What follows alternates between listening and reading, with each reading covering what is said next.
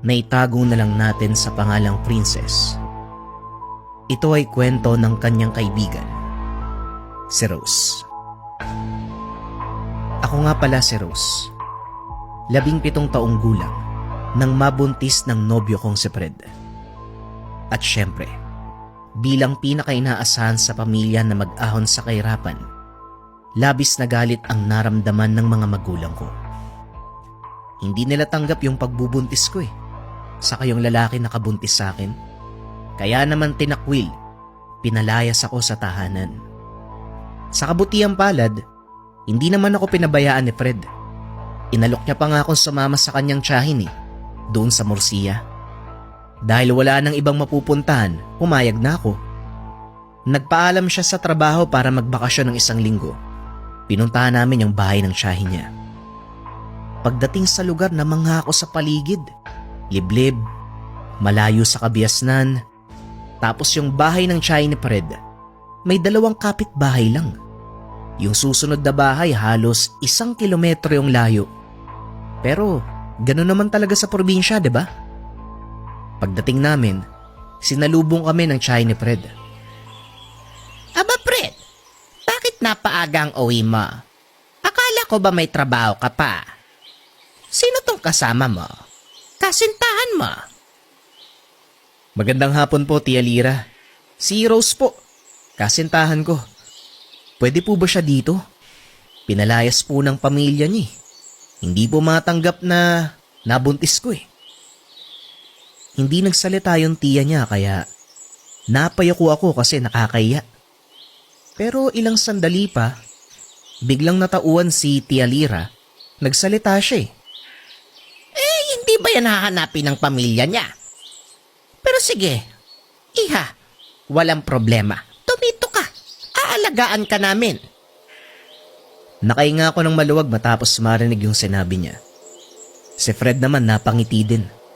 Pumasok kaming 3 sa bahay upang makapagpahinga. Ang haba kasi ng biyahe.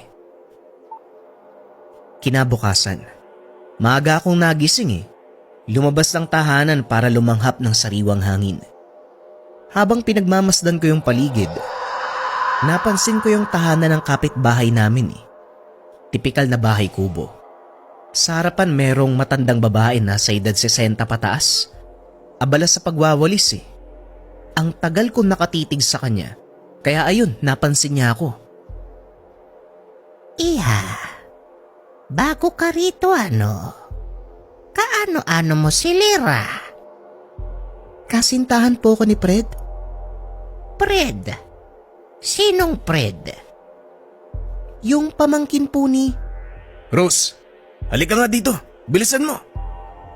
Nagulat ako dahil biglang nagsalita si Fred Tapos yung tono pa ng boses niya, parang galit na. Nagpaalam ako dun sa matanda, pero napansin ko nagbago yung reaksyon niya. Para bang nag-aalala. Pagdating sa tahanan, nilapitan ko si Fred. Tumulong sa paghahanda ng pagkain. Habang inihiwa ko yung mga sangkap para sa tinolang manok na lulutuin ni Tia Lira, hindi ko napigilan yung sarili na magtanong Fred, sino yung matandang babae na kapitbahay niyo? Kamag-anak niyo ba siya? Yan ba si Nanay Celia? Kinausap ka, di ba? Huwag mo nang papansinin yun May sayad yun. Mamaya kung ano pang gawin sa'yo Hindi na ako sumagot pagkatapos niya magsalita. Kasi napapansin ko kay Fred, parang naiirita talaga siya. Maya-maya umalis si Fred upang mag-igib ng tubig. Pagkatapos ko mahiwa yung mga sangkap, dinala ko sa kusina. Kaso lang pagpasok ko nakakabigla Habang nakatalikod si Tia Lira, para bang inaamoy niya yung manok. Tia, nandito na po yung mga sangkap. Tapos ko na pong hiwain. Biglang tumigil si Tia Lira sa ginagawa niya. At ang nakakakilabot, dahan-dahan siyang humaharap sa akin Pagngiti ni Tia, may bakas pa ng dugo sa bibig niya. Siyempre natigilan ako nun. Akala ko meron siyang sugat sa bibig Salamat, Iha. Ipaghahanda kita ng masarap na tinola. Kahit sobra akong nawiwirduan ng mga oras na yun, hindi ko na lang pinansin. Bago ako sa lugar eh. Pagkatapos namin kumain, lumabas ako ng bahay para magpahangin uli.